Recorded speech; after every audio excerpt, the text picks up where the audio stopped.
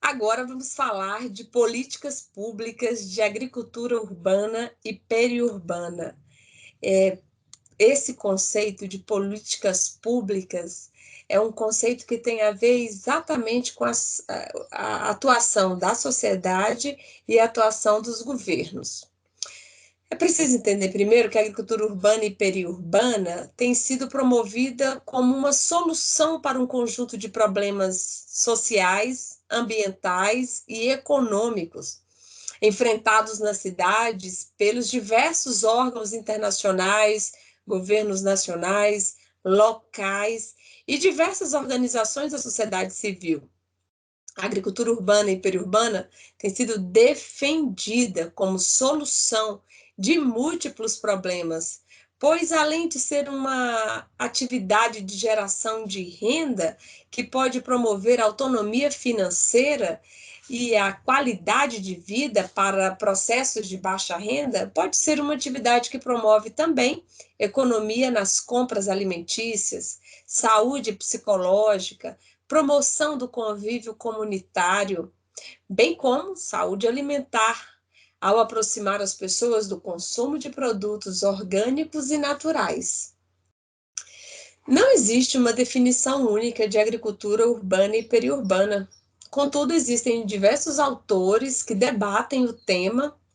No Brasil, considera-se como referência a definição do documento resultante de uma pesquisa realizada em 11 regiões metropolitanas brasileiras em 2007, coordenada pela Organização Rede de Promoção e Desenvolvimento Sustentável, Rede de Lima, no Peru. Segundo este conceito, a agricultura urbana a agricultura urbana é conceito multidimensional, que inclui a produção, a transformação e a prestação de serviços de forma segura para gerar produtos agrícolas como hortaliças, frutas, plantas medicinais, ornamentais, cultivados ou advindos do agroextrativismo e outros também. E pecuários, como animais de pequeno, médio e grande porte voltados para o alto consumo, trocas, doações ou comercialização local. E ainda tem a ver com água, solo, resíduos, mão de obra, saberes. Então, envolve tudo isso o entendimento conceitual do que seja agricultura urbana. A prática da agricultura na cidade não é recente, mas as técnicas orgânicas e agroecológicas foram promovidas pelos organismos internacionais e governamentais somente nos últimos anos, como resposta aos múltiplos problemas sociais e econômicos, ambientais vividos na cidade. Então, observemos que não se trata de uma atividade recente, mas o seu entendimento como tal é isto sim. A agricultura urbana, ela tem várias maneiras de ser.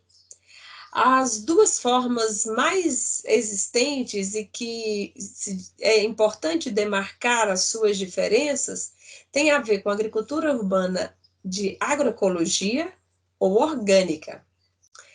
A agroecologia, ela refere-se à aplicação dos conceitos e princípios vindos da ecologia na construção e gestão dos sistemas produtivos. Para o autor Altieri, a agroecologia é uma ciência que estuda os agroecossistemas, integrando conhecimentos de agronomia, ecologia, economia e até sociologia. Ao longo dos anos, esse termo foi associado também ao movimento social, político, ambiental e econômico, pois a agroecologia propõe um modelo de desenvolvimento agrícola alternativo ao modelo do agronegócio.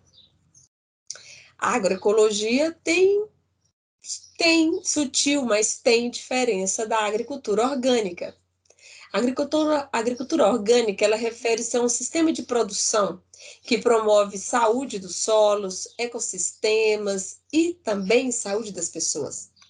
Essa agricultura tem como base os processos ecológicos, a biodiversidade e os ciclos adaptados às condições locais em alternativa ao uso de insumos com efeitos adversos.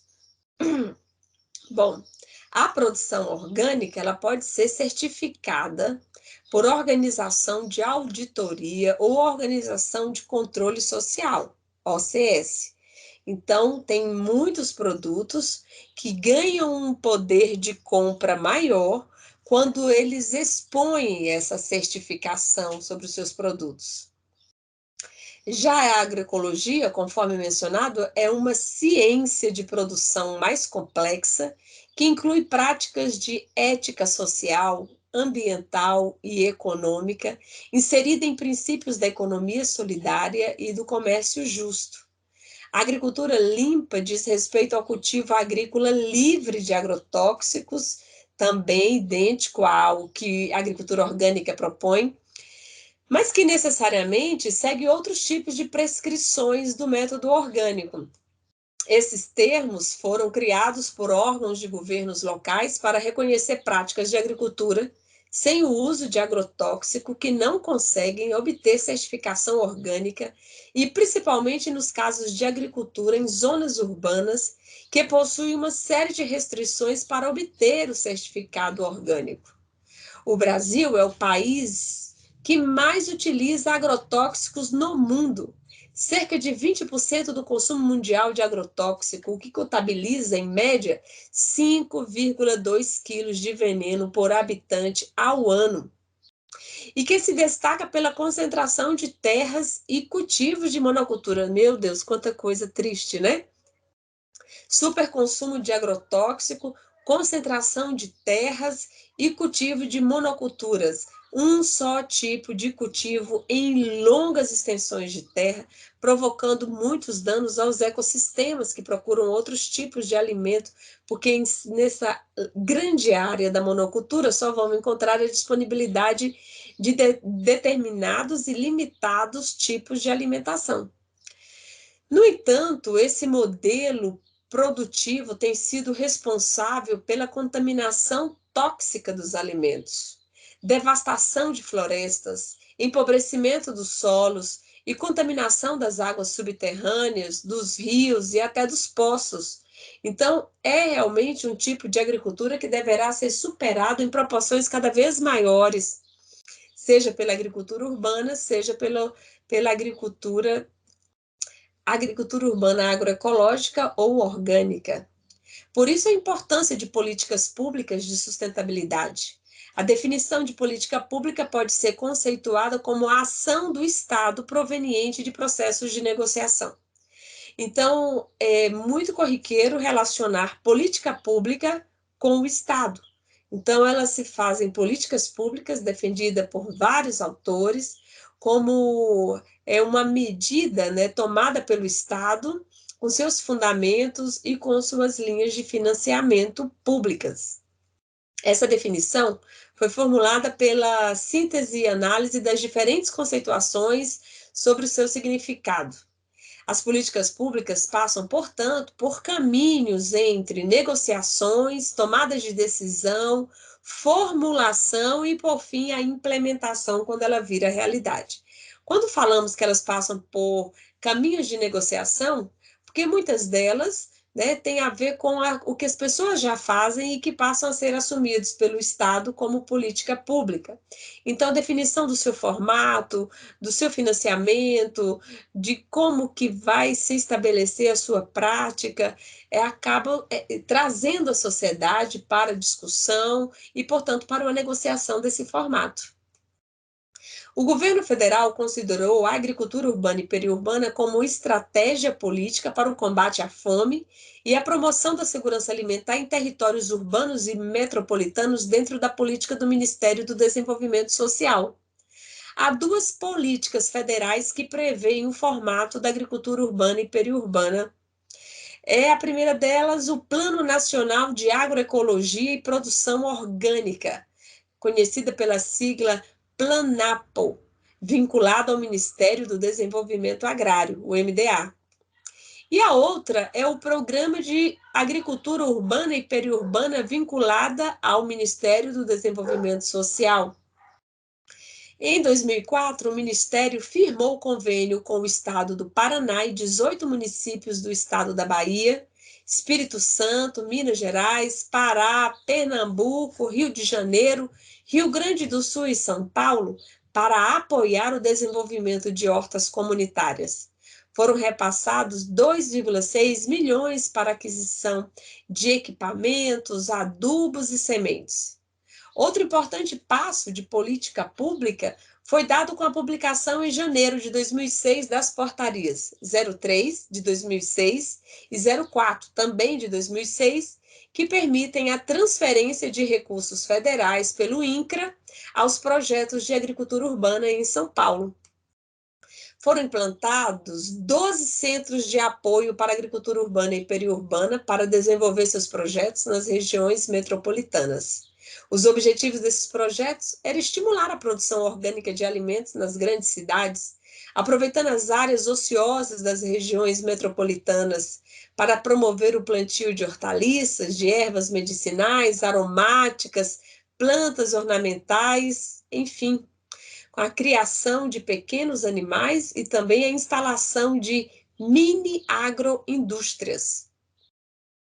Finalizando, é importante dizer que para que haja uma melhora no setor agrícola, considera-se importante incentivar formas de colaboração e parceria entre os atores estatais, os governos, e os não estatais, a sociedade civil.